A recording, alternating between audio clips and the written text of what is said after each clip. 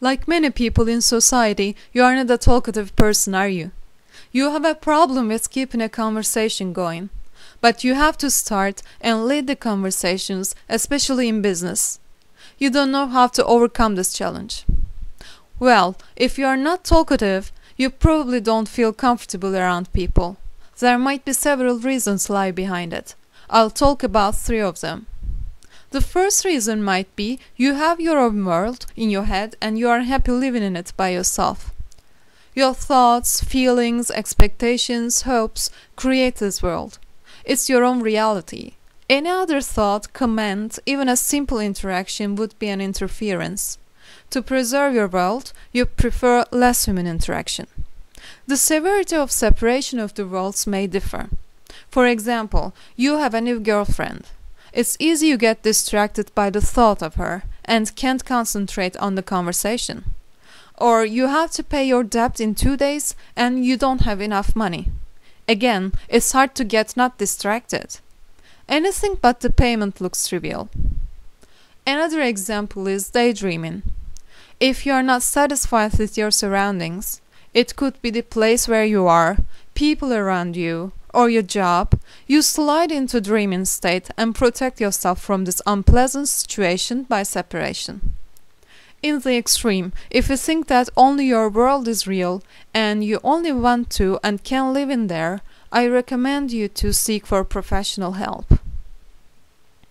Second reason why you don't feel comfortable around people is that you want to hide yourself from others. If you talk, you reveal yourself, and others can see your look, unworthiness, ignorance, stupidity, and to not get criticized, you talk less. Another reason you stay away from people is you find others and their conversation subjects uninteresting. I know there are some people really boring and some are real energy suckers, but most of the time this item is a form of the first one. It means you resist what is happening and want to switch the worlds. In order to solve the problem, first we need to understand what is really happening. To do so, we should examine it in real time. When you are about to start or join a conversation, pay attention to what thoughts are passing through your head and how you are feeling. Don't interfere them, just see them. Let's say you are going to talk to someone you just met in a business environment. Usually, the start of the conversation is easy.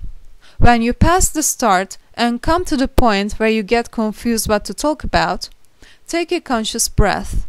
By conscious breath, I mean bring your attention to your breath and breathe with this awareness. And then pay attention to what thoughts and feelings you have. You probably feel nervous and uncomfortable because you don't know what to say, but dig a little deeper with your attention and see what is specifically making you nervous in that moment.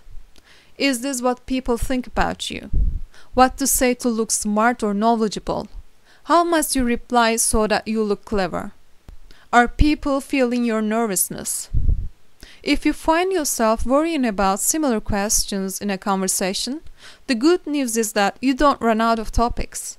But it means you eliminate the topics come to your mind, but you have a filter that almost none of them get through.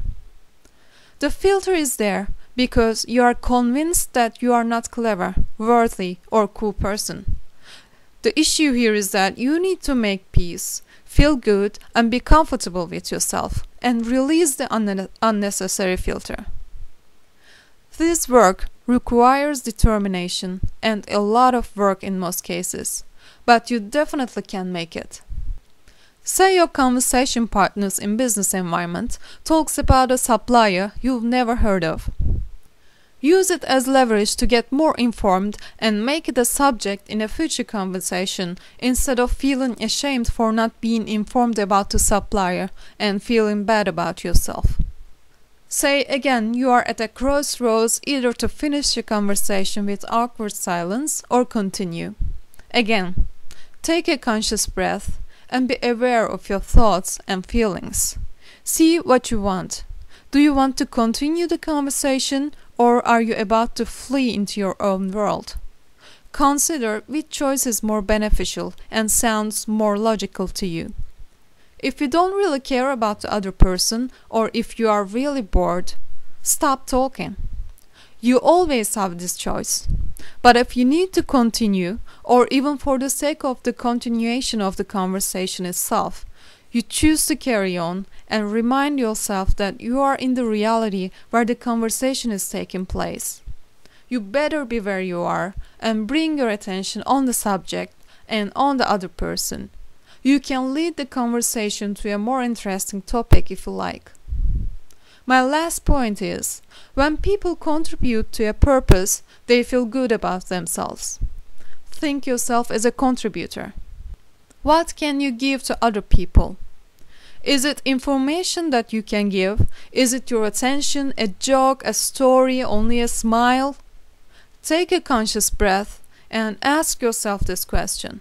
How can I contribute to this conversation at this very moment?